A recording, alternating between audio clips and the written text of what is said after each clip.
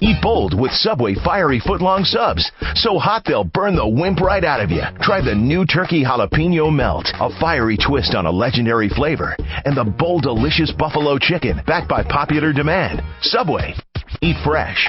The BS Report is a free-flowing conversation that occasionally touches on mature subjects. First of all, This is the BS Report with Bill Simmons. it might be cool, I don't know. And if it's not, I don't The care. BS Report with Bill Simmons. Bill Simmons works for ESPN. He's also named the Sports Guy, and he writes a comical sports column. He must be a popular dude. The BS Report. It's got a real dirty sound, like a rusty steak knife cutting through a well-aged steak. Now. Here's Bill Simmons. Welcome to the BS Report, a hazy day here in Southern California. Still recovering from the heat wave along with a Twitter earthquake hoax scare, which somehow on Twitter people were saying that because it was so hot we're going to have an earthquake, and people actually started freaking out. You know why? Because people are dumb in Southern California. Anyway, the Subway Fresh Take Hotline, our old friend, the czar of reality TV, now married, Mr. Dave Jacoby. What's happening? Not much, man. Excited about this. It's been a while. How has your life changed since you tied the knot? My ring finger is pretty much uncomfortable 99% of the day. Yeah, I won that battle. I told my wife if we're getting married, I'm not wearing a ring, and that's just the way it's going to be. So, Really? I can. I type. I would take it off. I would lose it in 2 seconds. Oh, I dig it. I kind of like it. I'm into it. You should have countered with just get a tattoo. Tattoo would have been good. A tattoo ring. I'm considering it now, actually. That's what went through my mind. I was like, this thing is uncomfortable. Why not just get a tattoo ring? It's a good idea. Well, this is your time right now. You for years, both of us have argued that the Real Road Road Roast Challenge should be the fourth professional sport. Hockey's made a little bit of a comeback. Yeah, it was kind of fun last year.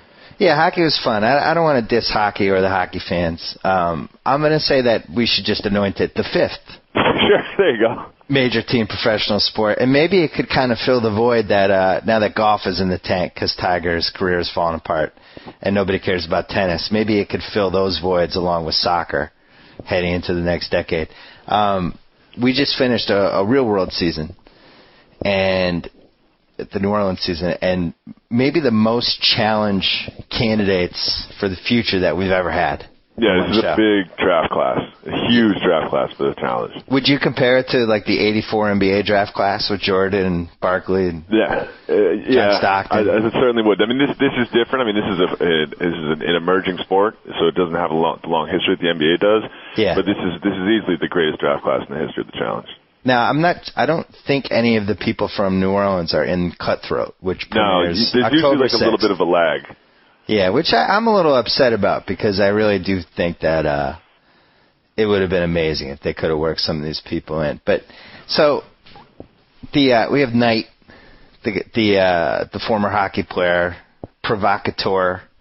I think he's going to be phenomenal. When we did this draft the last time, I said Jemmy should have been number one, and you disagreed, right? No, I think you went Ryan number one, and I wanted. No, I didn't go Ryan. I went Jemmy. You went somebody else. That's crazy talk. You picked. I forget who you picked, but maybe anyway. Ryan, but Jemmy's by far and away the crazy. And we haven't spoken since her St. Patrick's Day episode. No, that was one of the greatest moments in real world history. And we haven't spoken since the Bleep That They Should Have Shown episode, which was particularly good this year and included details of a threesome. And your girl, Ashley, is her name Ashley? No, Mackenzie. No, who's the girl who's the former basketball player? That's Ashley. Ashley, who you had always said, there's a secret side of her that might come out, and then we find out in this show she was making out with girls and all that. So I think on the challenge she's going to be fantastic and a good athlete. I'm always curious about the Bleep They Should Have Shown show. It's kind of like, you guys know you should have shown this. You should have shown it. Right. I don't get it. I really don't understand it. It's the deleted outtake show should not be better than the actual show. No. It would be like if we did this BS report and then we're like, stay tuned next week for stuff we should have talked about on the BS report, but it was much better than the actual podcast. Enough about gardening. Tune in next week. We really talk about the good stuff. We're waiting. Hopefully calling in soon is the 7th host ever of the Real Road Road Roast Challenge, TJ Lavin. Yeah, I'm really excited about that. We want to have a little almost a little foreplay, just the two of us, before he showed up, because to get us properly excited. So he listens. Do you think he listens?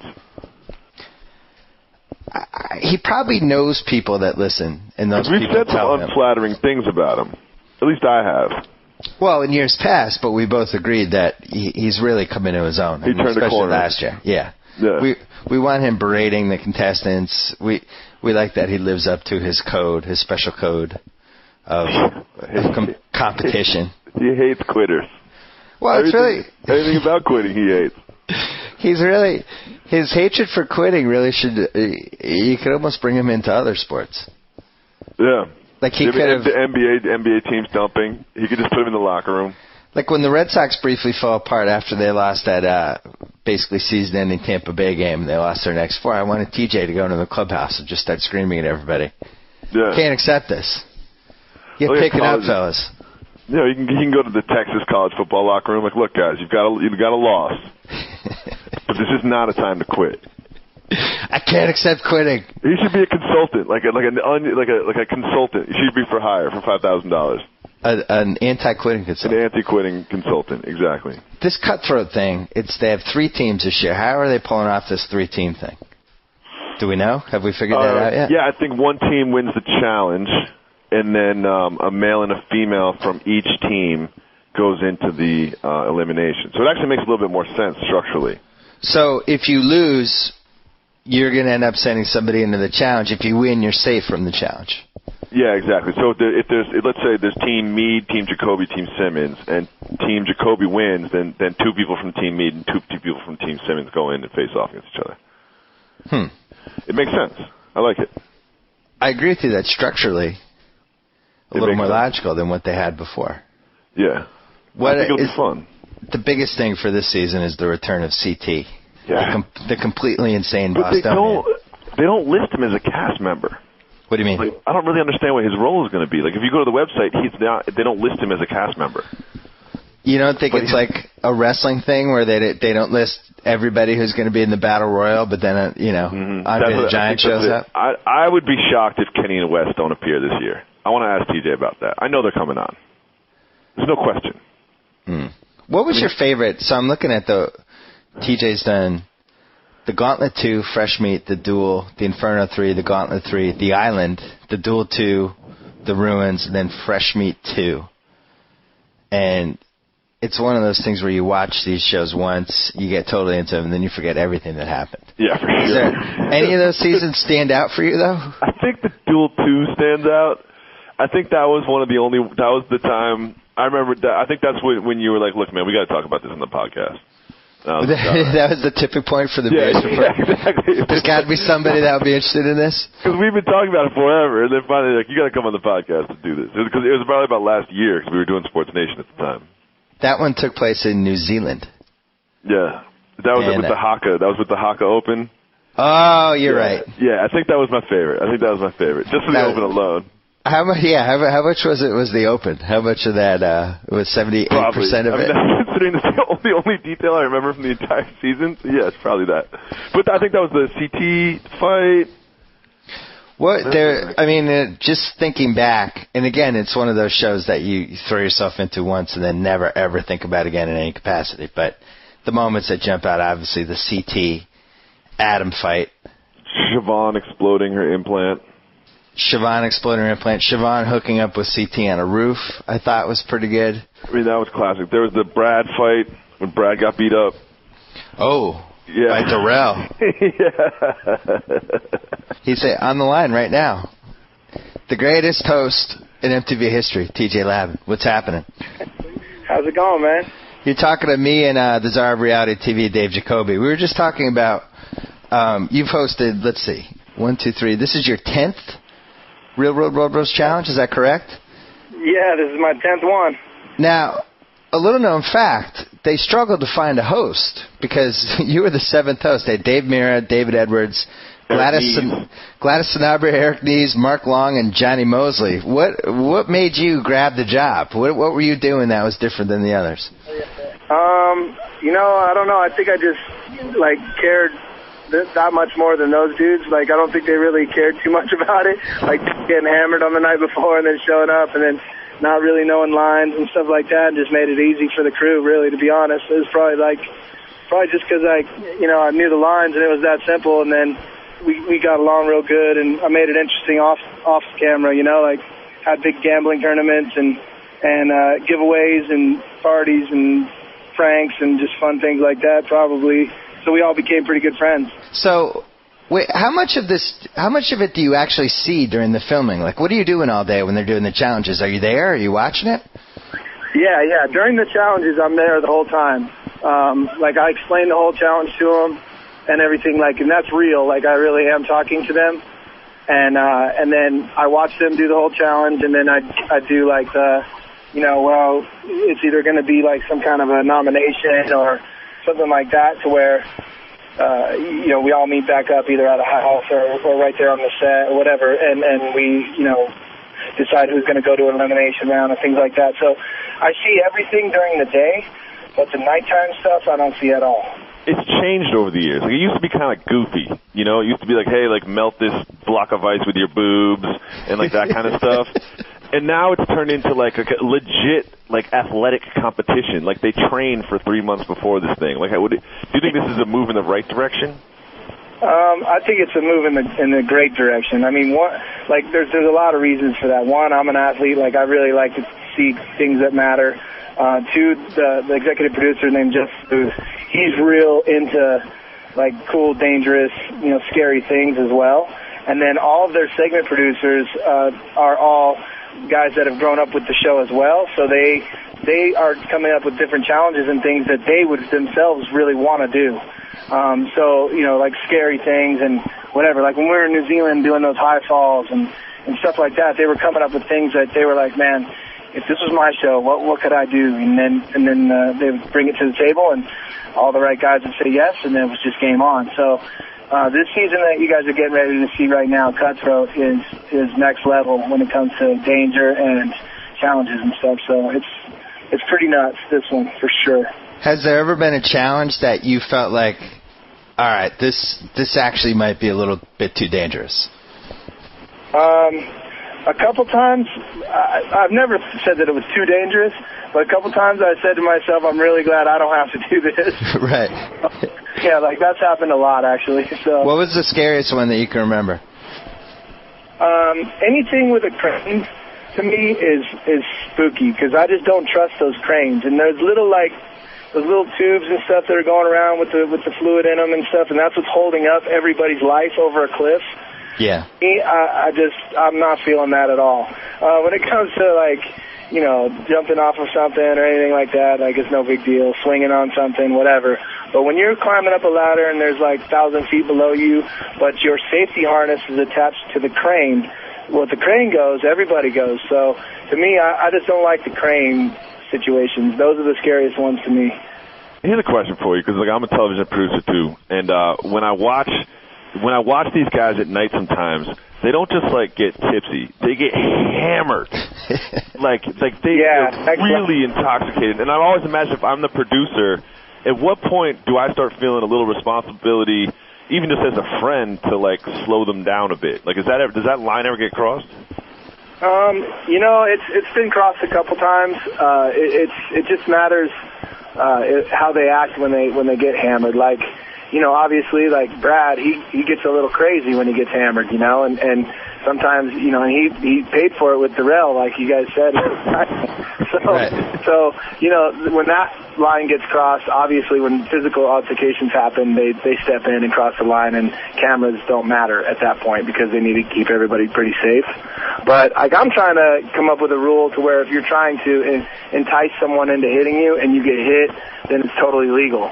So I'm trying to get that into the rules, but I don't know how far it's going to get. I mean, so far I've been approved by one layer up, and so there's probably 10 layers I got to get up to make that happen. But I'm so tired of everybody using that as part of the game, trying to entice someone into physical altercation just so they go home.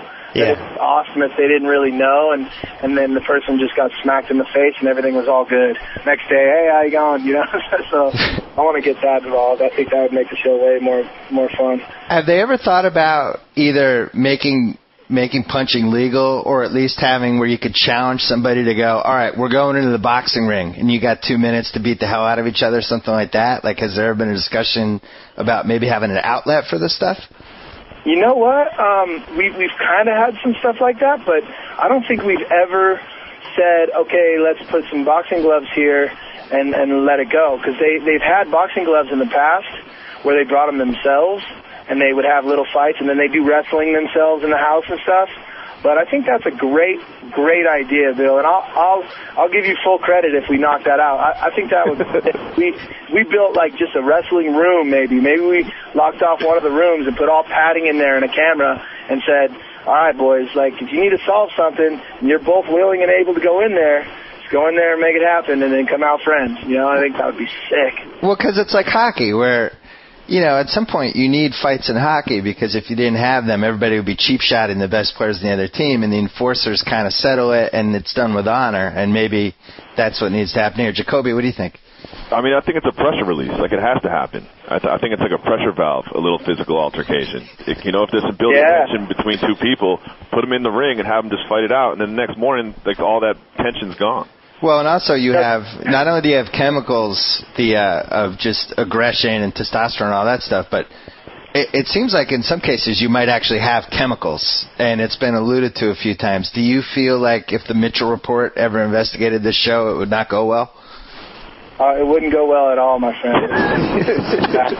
In fact, I don't think we'd have a show. They'll just be completely canceled. Hey, sorry for playing, because I don't do anything, like you can tell, obviously, skinny guy. But if I were to be hosting a show, it'd just be me and about 20 girls that were on the show, and that's it. So, no guys. Doesn't sound bad. Here's a question for you, TJ.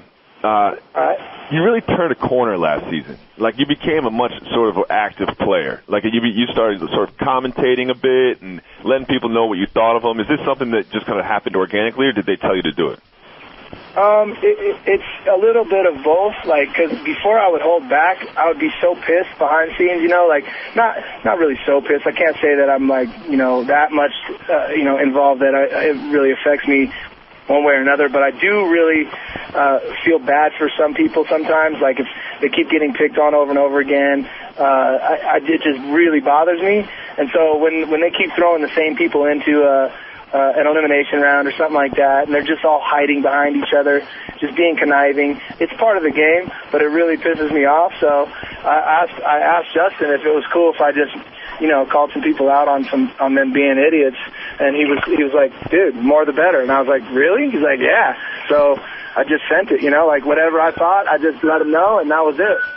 Well, we love it, and we talked about this before you came on, but you've really taken a stance on competition and handling yourself nobly versus quitting or taking the easy way out, making excuses. You become an ambassador, really, of competitiveness, which we love.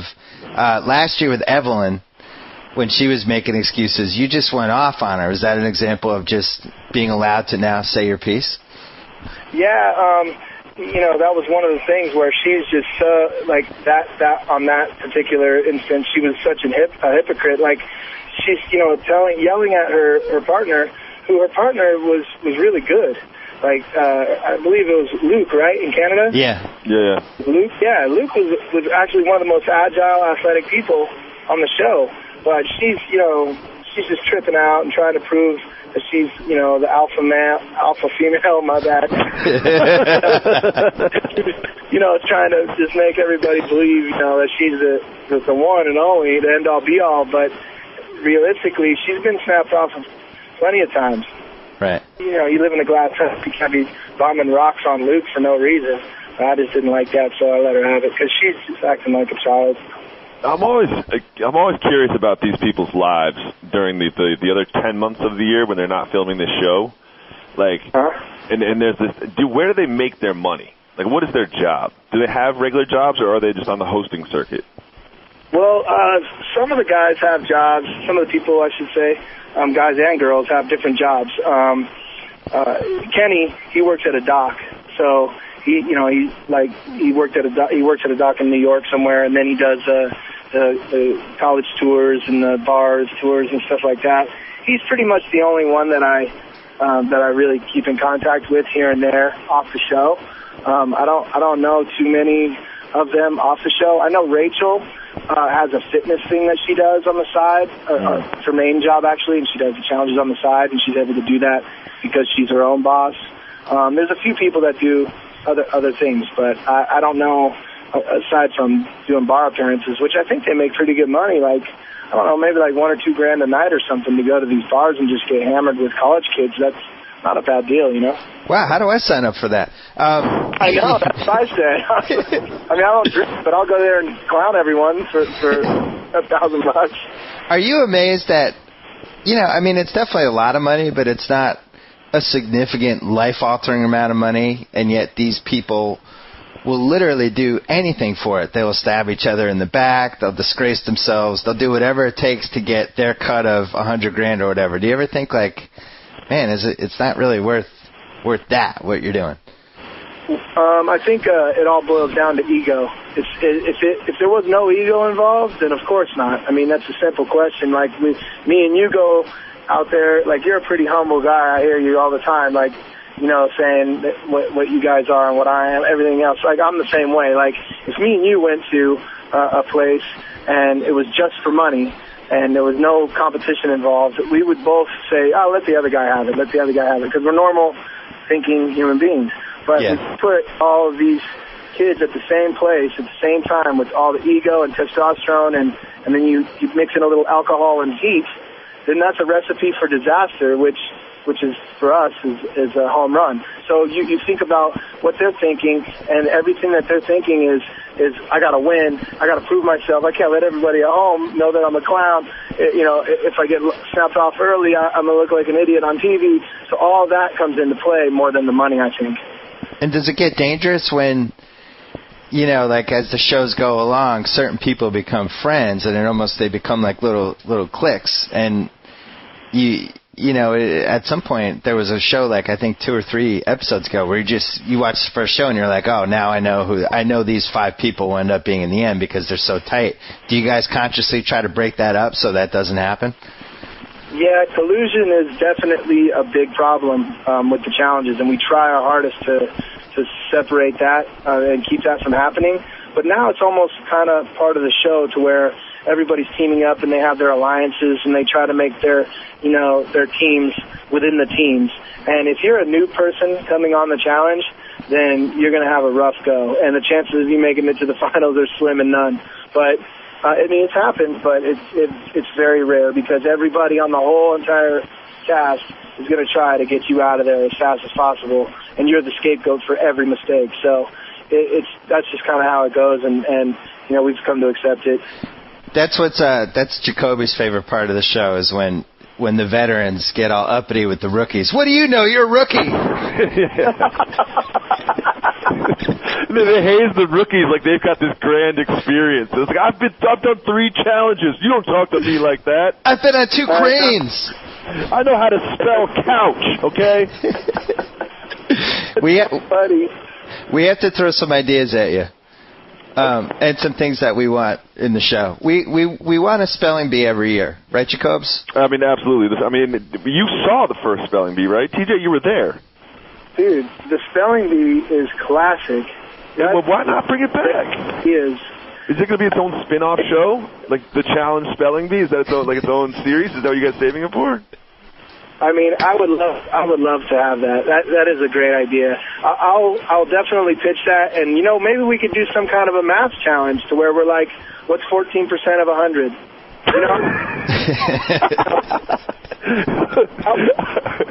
What's 14% of 100? I don't think Brad gets that. I don't think so either. The other thing that we want to see as a theme for an entire season, and I forget who, I think it was a reader of mine who came up with this, was frenemies, where you partnered 2 people together that hate each other, and they have to take each other all the way to the final challenge. There's going to be violence in the frenemies season, so I'd like to see that. That's a great idea. Thank you.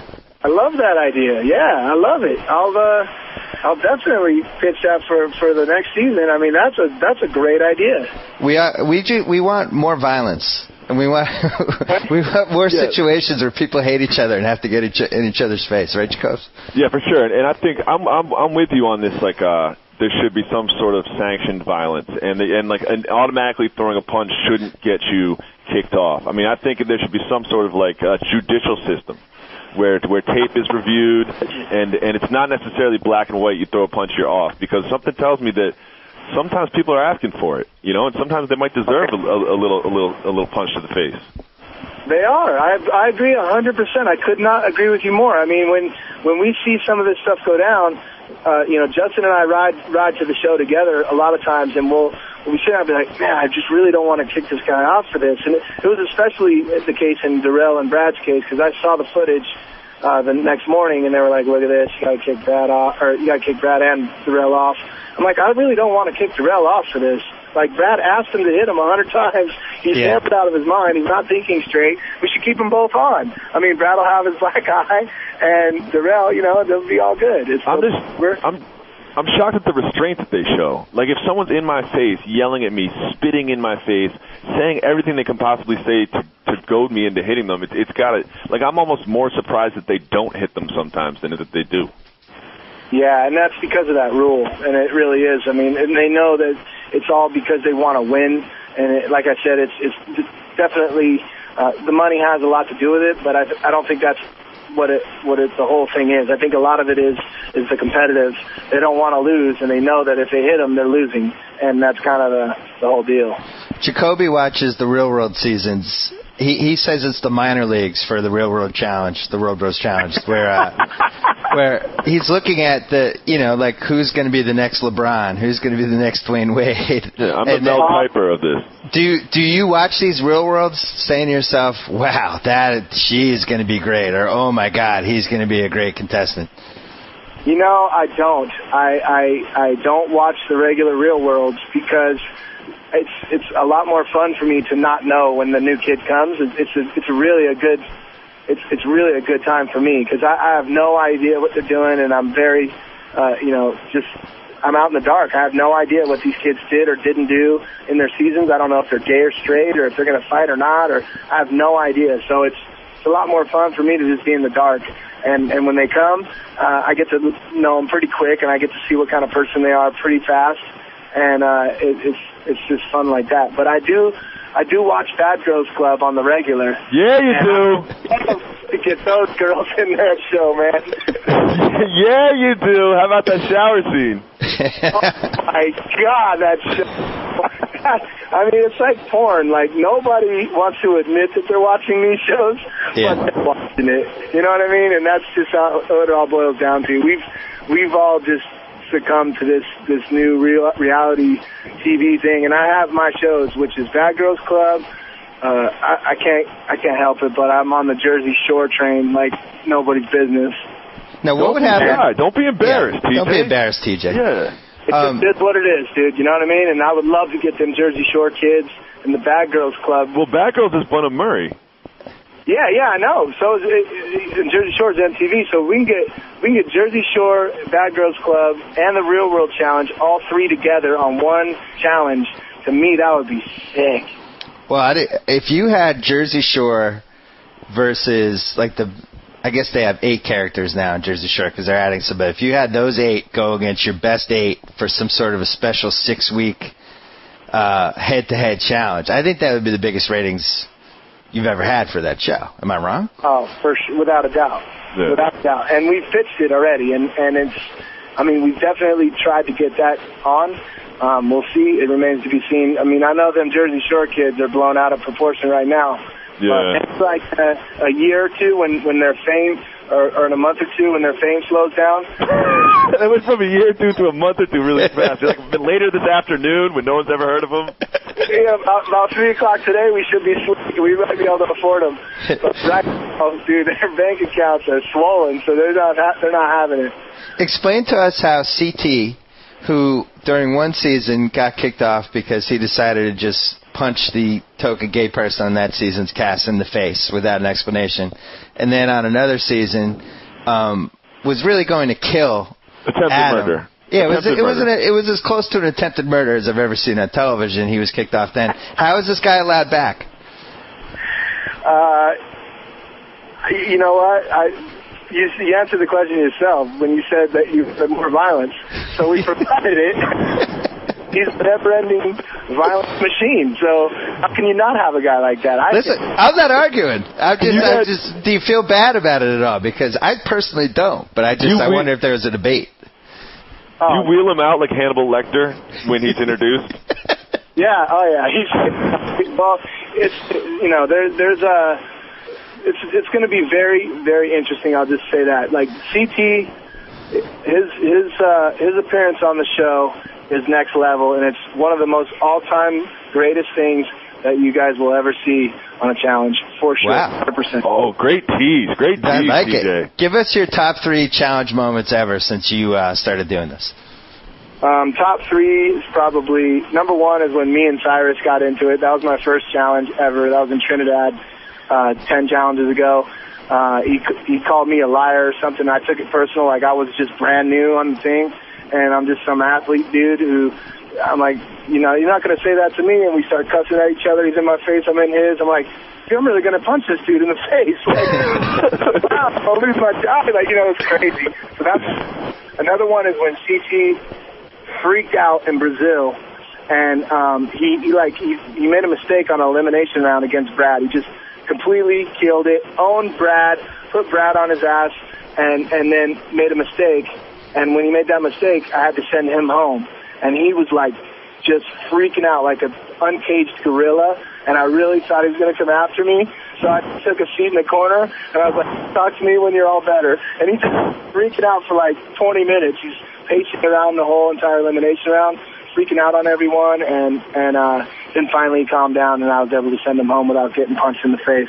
And then my third favorite moment of challenge history happens on the one that's coming up right now, and that was Katie. I'll just say it's Katie, and let's just say that she comes up short, and that is... Oh, that's the black eye. She's in the teasers with a big old black eye. You have no idea how gnarly this is. Like, it is the sickest thing ever that you will ever see. Like, she takes it so hard, and to me, that was like the best ever. And I like that this is coming from a BMX guy. Like, the BMX guy is like, this is gnarly, man. Like, this is tough. I mean, you've seen some crashes in your day. Yeah. Well, I think that's just for challenge, you know, and it's a chick. Like, if it was a dude, it'd be nothing. Like, I got punched in the face yesterday at the lake, like jumping off the cliffs. That's no big deal. Like, we all do that. But when a chick does it and she has no idea where she's at and she hits that water, bro, it is hilarious. And then she walks around with 2 black eyes for a while. That's hilarious. It's great. Has there ever been anything that happened during the filming of one of these shows that you guys decided, even though this would be humongous, we just can't show this? Yes, there has. There's been, I can't say who they were or whatever, but there's been some talk about, people's past, like different, like things that have happened to people in the past. You can let your mind go wild there, and different surgeries that people might have had is pretty gnarly, and things like that are just so gnarly that could ruin someone's life, or really feel like that they would maybe do some gnarly thing like commit suicide or something crazy over that being known and being out in public. So we cut all that stuff out for sure if that was able to be said. So anything too personal that crosses every conceivable line, which is hard for me to believe because the show already crosses a lot of lines, but there's some sort of limit to it. Yeah, but you have to see the cast. I mean, they're not on there because they're just normal, regular, everyday people. They've definitely done something or been around someone or done something gnarly or had something done to them, or there's so many different things that has happened to a person in their life to be able to withstand the torment that goes on in these shows. So there is some lines definitely that we won't cross, but not too many. Is there a rule that you can't hook up with a contestant? Yes, there's a rule. Yeah, totally. I don't even see them aside from the challenges, so there's no risk in that. So you've never been tempted? I can't say I've never been tempted, but of course you see girls, and very rarely you'll see one that's really, really hot at the moment because they're always dressed so far down and they're always so hammered and getting in mud or whatever, which I like, So to me, Yeah, tempted with 100 people around me, but never, tempted for real. No, hell no. All right. Sure. Here's a question for you. There's no Kenny and Wes, and at least allegedly no Kenny and Wes. I have a theory that they're going to make an appearance in Cutthroat. You tell me if I'm right or wrong. Well, I can't say, but I'm a betting man, and if I was you, I definitely would not bet on that. so just say that. Really? Okay. I thought for sure they'd pop up for at least. If they one. don't pop up, he could say it though. All right. Let's talk about your catchphrase. He already used it too. You almost went away from it last year. It's like you were taunting us week after week by not saying it, so it would have more effect when you did say it. How conscious are you about doling out the you killed it's? Do you want to do like 2 a year, 3 a year, or is it just when you're feeling it you say it? You know what's crazy is I didn't even know about your guys' draft and all the stuff that was going on until like 2 seasons ago, and I was so stoked on it that I was like, man, whoever gets the You Killed It thing, and that became part of the show. Like, it did play into my mind, and I was like, man, if Bill has You Killed It, like, I'm definitely going to hook him up this season. Let's just say that every time I say You Killed It, it's directly towards you guys. Thank you. Towards you guys, and it's for the Bill Simmons podcast, 100%. Thank you. We appreciate it. Well, you killed it on this podcast. Jacobs, do we have anything left? Yeah, I have one question. I have to wipe the tears out of my eyes right now because I'm so touched. Is there any illicit drugs that get used? I'm looking at a couple. I'm looking at a couple cast members. Illicit drugs on the show, or you mean you're talking about like pot, cocaine, stuff like that, like when they're partying? Yeah, it seems like everybody's just allegedly drinking, but does it ever go a little further than that? Not to our knowledge at all. I'm sure, on some occasion, somewhere, somehow, some of those kids probably go off on their day off or something and get stupid. But to me, like, we're in some gnarly countries sometimes, and that's like, that would be a big mistake, I would think. As a normal thinking human being, like, you'd never want to take one of those drugs, in some third world country because you don't even know what you're taking anyway. So you add that onto a third world country, and they think that you're some rich guy somewhere on TV. They'll probably kidnap them and kill them if they were into that. So I don't think so, but. And we definitely wouldn't allow that because they are sometimes they're doing some dangerous stuff, and that would definitely hinder their ability to get better if they were to get hurt. Right. So we don't let them do that stuff, but I can't say that they have or haven't ever done it. I just don't understand why Luke sounds like that in the interviews then. Maybe he's just naturally. I'm confused about Luke sometimes too, man. I like that kid a lot, and he's definitely a nice guy. But, I was hearing crazy things like on the morning afters, which is my report in the morning. I get a thing called the morning after, and I get told everything that happened the night before, which fights, people, hooking up with people, because then it gives me kind of what kind of mood the kids are in. So when I go there, I call them kids, they're 20-somethings. But anyway, when we get there, I kind of know what buttons, to stay away from or to push. If they're in a great mood or a bad mood, it makes it a lot better and a lot easier for me to know what's going on. And I've heard some of the craziest rumors about Luke, like in Canada they were saying that he kissed another guy and all kinds of crazy things. And then the next day it's mellowed back out to, oh yeah, they were just faking it, or so I don't know about some of these guys, man, but whatever. I guess my last question is, how did Jacoby and I get on the morning after email list?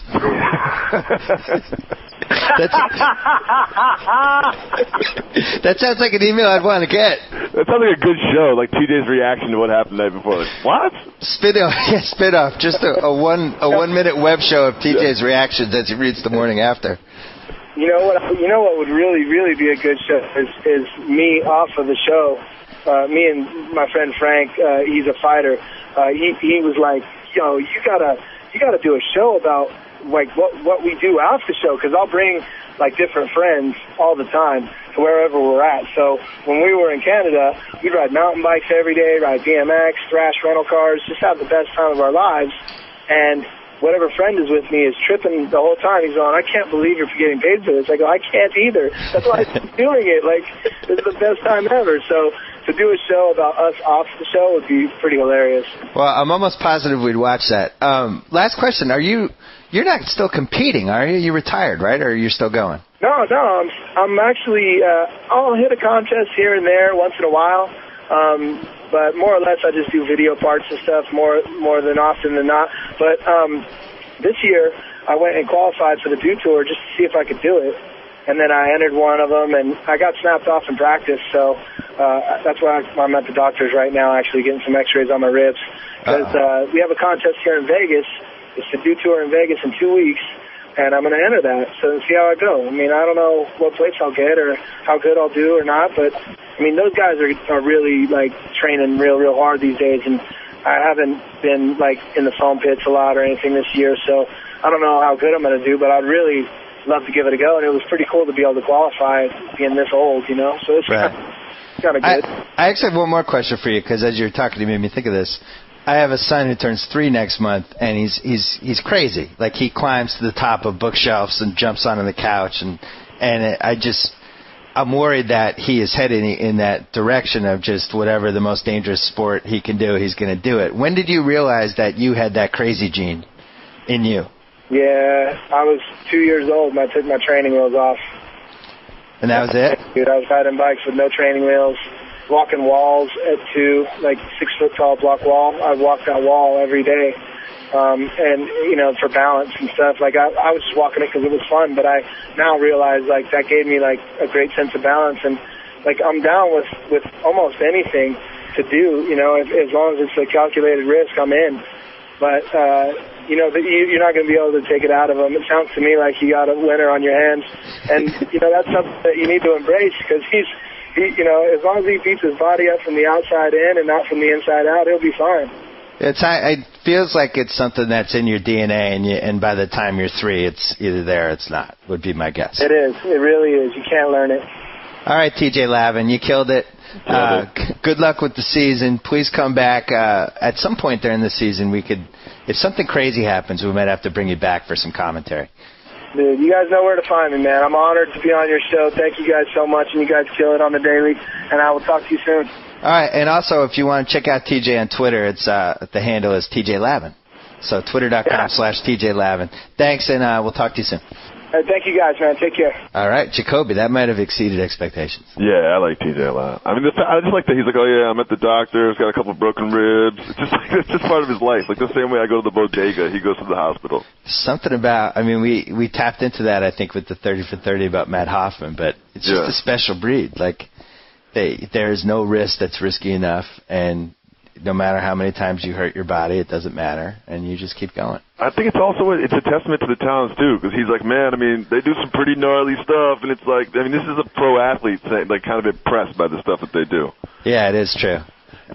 We've got more important things to talk about, Bill. Yeah, let's quickly move to Jersey Shore. We're taping this on a Thursday, so by the time you hear this, you might have already seen Thursday's episode. Seen Snooki whoop Angelina. Yeah, I mean, I said this jokingly on PTI, but it kind of wasn't a joke. The 2 biggest fights in 2010 have been on the Jersey Shore. They've exceeded any boxing match. Name a boxing match that had more anticipation for Sammy versus JWoww or Snooki versus Angelina. I can't think of one. Oh, I mean, well, some of those Ronnie fights were good, but they're all happening on the Jersey Shore. There's been some good Bad Girls Club fights, but no one watches that show except for me and TJ, apparently. You know, quick thing on Bad Girls Club, because I think I figured out why some people don't like it. It's pretty dark. Like, you know who didn't like it? House. House loves all reality TV, and it was like too much for him. He just didn't think there was anything redeeming about any of the characters, and he needs at least somebody who's partially redeeming. Like, even if you look at this last Real World season, like, you know, there's a bunch of screw-ups, but even somebody like Jemmy, there's something endearing about her. Absolutely. Whereas on Bad Girls Club, there's nothing endearing about anybody. It's almost like watching the way a woman would react in a maximum security penitentiary, only it's not a penitentiary. I've said it before, I'll say it again. It's Lord of the Flies for strippers. It's what it is. It's almost like some sort of experiment that I'm watching, like from the future. All right. Let's talk Jersey. Yeah, let's do it. Let's talk Jersey. There's a lot to speak about that we haven't touched on. But there's one thing that I wanted to bring up that no one's really talking about is the fossil watch that Jose bought Angelina. Mm-hmm. They treat this like purchase of a fossil watch like it's like it's a summer home in the Hamptons, or it's like a Ferrari, or it's like made of gold and diamonds, and now she has to sort of like respect him because he got her a fossil watch. Am I wrong, or are these not like $40 watches? I mean, these 40 might be too high. Yeah, like I'm thinking like what's the big deal with this fossil watch? I guess in that community, it's a big deal if you buy somebody a drink. It's like so. It's that you're not exactly wooing people. You just kind of look at somebody for 2 minutes and you then go off to the bathroom in the club, and you go do your thing, and it's over. We've kind of gotten away, fortunately, from the Sammy Ronnie subplot, which was really the only non-interesting plot for the will they break up, won't they? Now the show seems to be settling into. I'm not sure how this plays out. We're gonna have the fight, but other than that, how do you see this ending? Well, I think what's really happened is like everyone's turned on Angelina. I mean, it's just like she's now just been completely exiled emotionally from every member of the cast. I mean, there was a while there where like Pauline D and Sitcho were hanging out with her and trying to show her a little bit of love, but she ruined that. She's just ruined everything across the board all the time. And I think that's kind of what we're going to see now is the downfall of Angelina. And she is not on season 3. No, she's not. She's not. And I'm also convinced, and I hope someone listens to this, is season 4 should be, the fourth wall should come down, and if they insist on having these people, it should be them as celebrities. It should be like a celebrity reality show. Well, that was the biggest problem with The Hills, I think. I think that's why that show ended up fizzling out, because they refused to acknowledge that those people were exactly. legitimate celebrities, and it became just kind of a stupid show. And they're doing Not the that it same wasn't thing. stupid to begin with. Sure. They're doing the same thing with Jersey Shore. Like, you never see anyone, like, say, hey, situation. Like, they never get recognized. They never get free stuff. Like, they're never really, like, aside from a handshake outside of a nightclub, they're never really acknowledged as, the international superstars that they've now become. Well, now that Situation's on this Dancing with the Stars show, which gets, like, a staggering amount of viewers. Yeah. I am not one of them, but I think it's like, 19, 20 million? Yeah, I mean, I try to watch that show. And American Idol and that show, I really try to watch. Like, I give it a really solid go every year. And it's people dancing. That's what it is.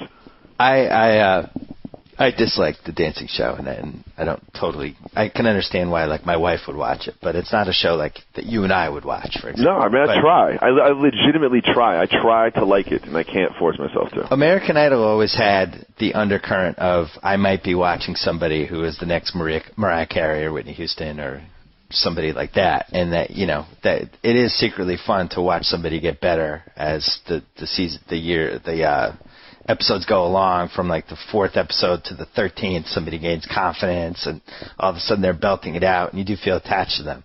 I get that with the dancing, and especially because it seems like half the celebrities are there just because their manager convinced them that it would be great for their career. Yeah, exactly. And then they get some sort of appearance fee. Yeah, like poor Hasselhoff. He probably fired his whole staff, right? He had the roast. His big coming out party with the roast and Dance with the Stars. The roast didn't go very well, and then he was out of Dance with the Stars at 2 shows. In a second. Do you think he's another cheeseburger video coming? Yeah, he needs a cheeseburger. He needs to lie down on the carpet and reflect over a cheeseburger, I feel like.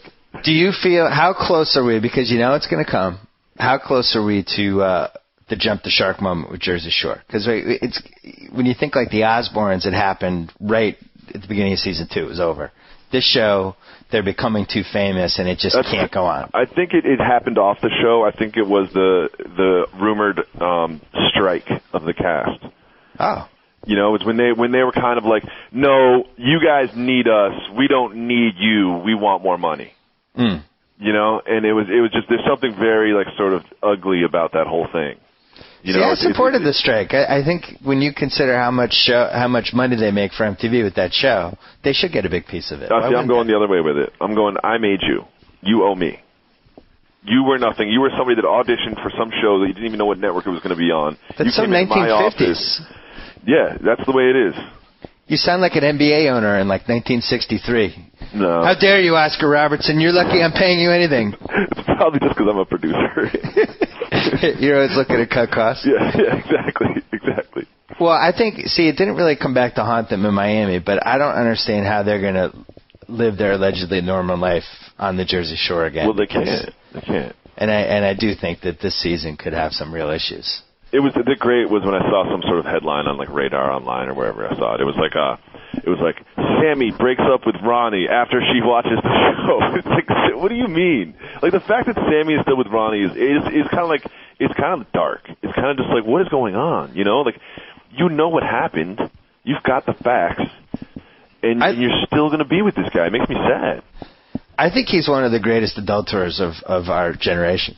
Oh, for sure. Because he was able to twist this around so that it became her fault somehow. The fact that he was just humiliating her and hooking up with other people and then climbing into bed with her, and yet somehow he turned it into her fault and then the fault of the two people who wrote the note. Yeah, and also she's like apologizing at the end of the whole thing. Like if the net result is like her being like, Ronnie, I'm so sorry, please take me back. It's like, wait a second, wait. That's not how this works. I mean, you could actually splice everything that happened this season into some sort of video for women with self-esteem issues with guys.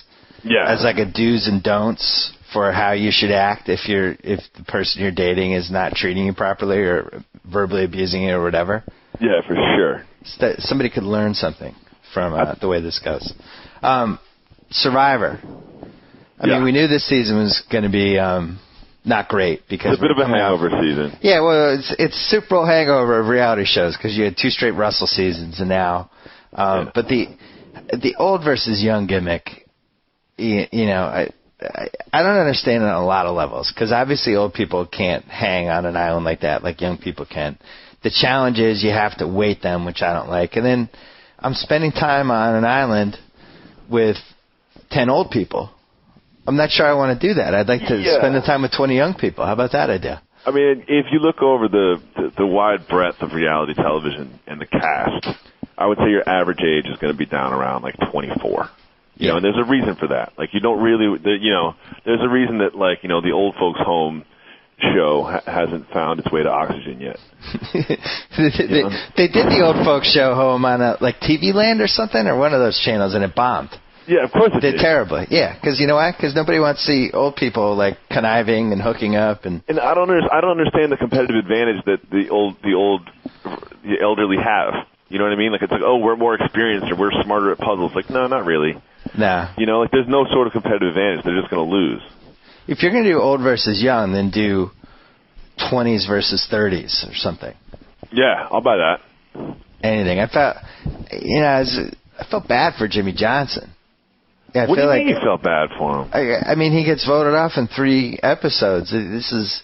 Yeah. It made me wonder how good of an NFL coach he was. Like, I feel like a great NFL coach. A great NFL coach would have, like, Vince Lombardi would not have gotten voted off in 3 episodes. I think he would have gotten everybody on his side and it turned everybody into a little cult. Well, a couple of those pre-challenge pep talks, I was like, that's what you got, Jimmy? Like, you're a Super Bowl caliber motivator? He's like, come on, let's go out there and try our best and, kick some tail, guys. It's like, really? That's it?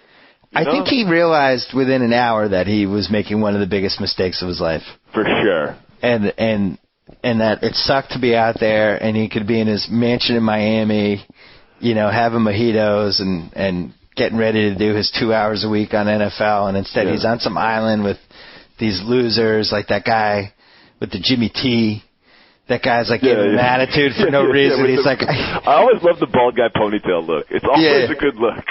Jimmy, taking crap from Jimmy T, and he's like, I haven't taken crap from people in 30 years. What am I doing here? Like, why am I listening to Jimmy T?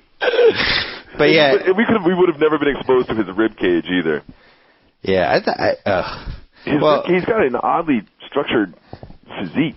Mr. Johnson does. Now, what NFL coaches do you think would have lasted longer than Jimmy Johnson did? I think I feel like Tomlin. I think Belichick makes it at least to the final 5. Yeah, and then he also, I think he ends up like killing and eating somebody too. They'll be like, what happened to Jane? Like, I don't know, but her entrails are all over Belichick's tent. I thought it was weird that Jimmy Johnson didn't do any like conniving or try to get an alliance. It's like it was almost like he had never seen the show before. Yeah, but he's like, I'm here to help you guys. It's like, what? That was his strategy, I guess, was like, look, I'm rich, and you know that, so I'll never be awarded this $1 million, so keep me around. That was all he had, and it really wasn't working. There is one shining star of this season. Yeah. Brenda, which one was that? I'm shocked. Was the crazy one? No, she's the young lady from the young team. Yeah.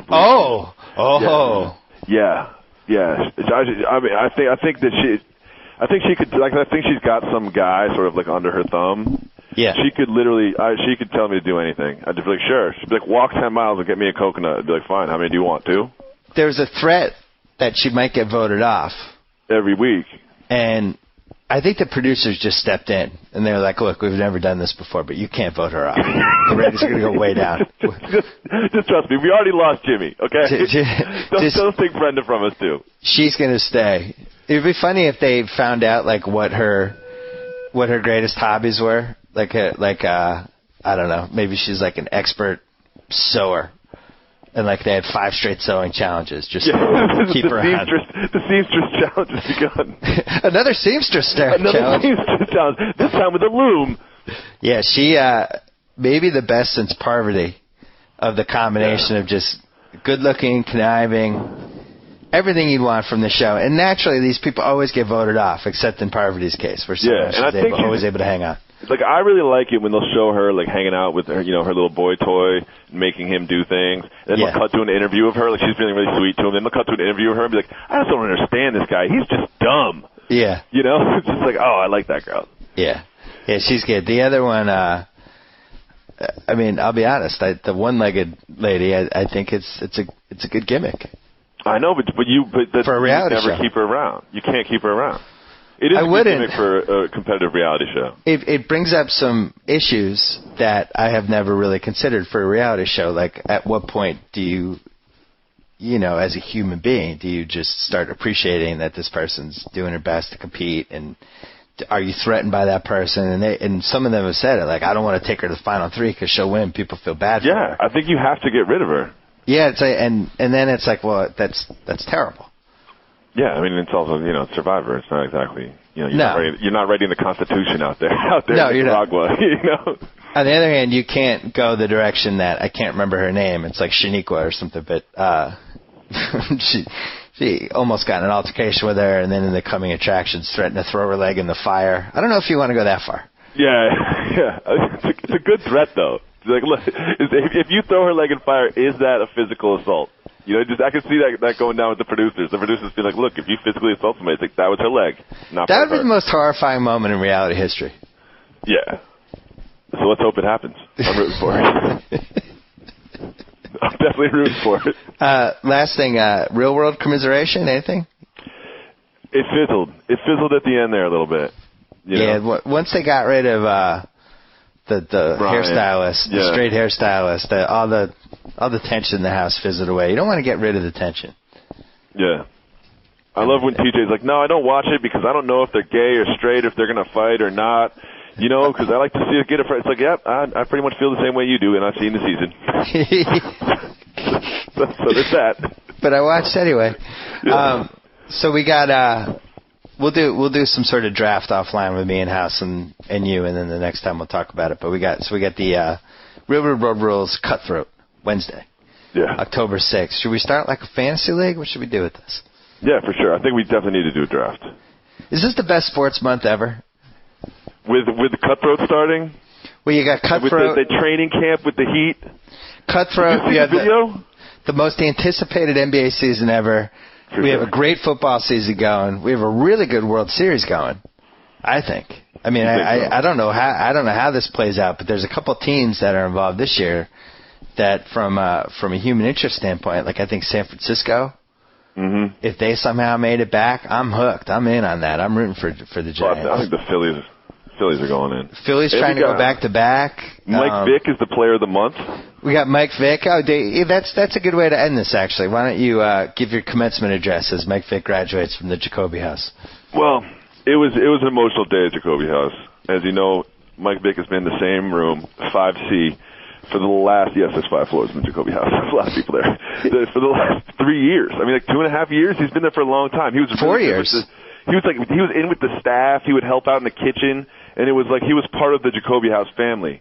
And it was a bittersweet moment when he put his backpack over his shoulder, turned around, gave us a wink, and then just walked out the door. You know, it was tough. It was tough.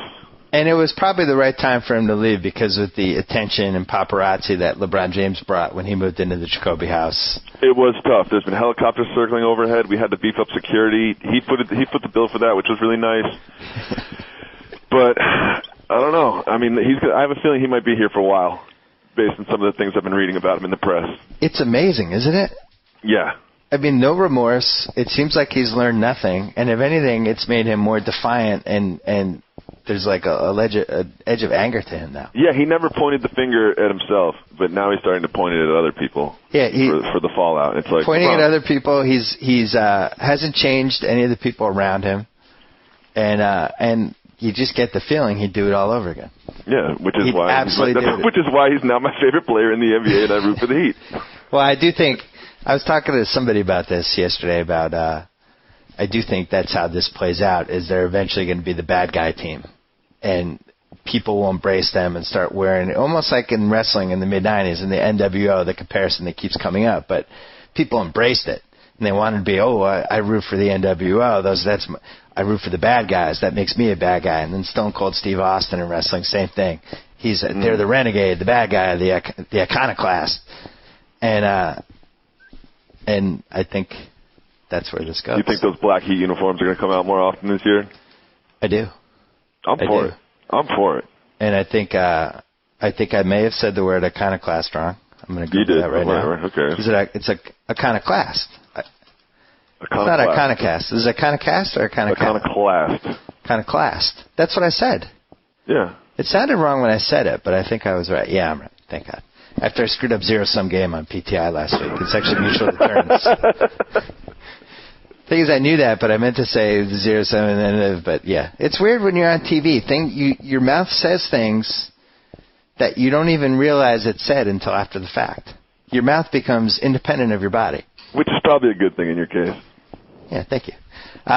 Dave Jacoby, congrats on the marriage. Congrats on a successful TJ Lavin podcast, and we'll talk to you soon. All right, brother. All right. One thing about the Fossil Watch deal. Yeah. Is it possible they're being facetious? Whenever I watch the show, I read it as it's a joke. They're just piling on her. I always thought it was genuine, like he got her that watch and it was like a real thing. I think it's genuine. They think she should sleep with him because they like him.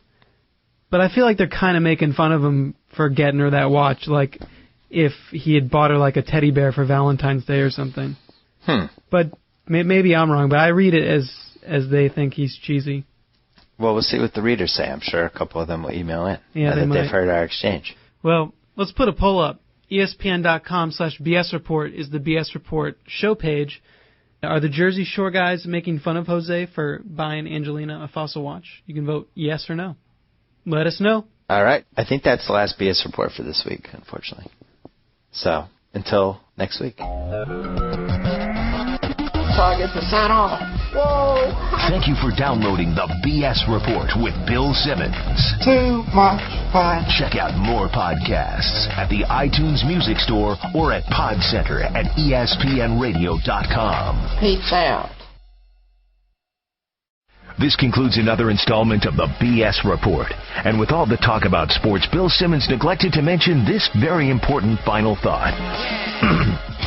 Eat bold with Subway fiery footlong subs. So hot they'll burn the wimp right out of you. Like the intensely delicious new turkey jalapeno melt. A fiery twist on a legendary flavor with bubbly Monterey cheddar and spicy chipotle Southwest sauce. And the backed by popular demand buffalo chicken fiery footlong sub with fire grilled chicken smothered in smoking red hot sauce. Subway fiery footlong subs. They're boldest yet.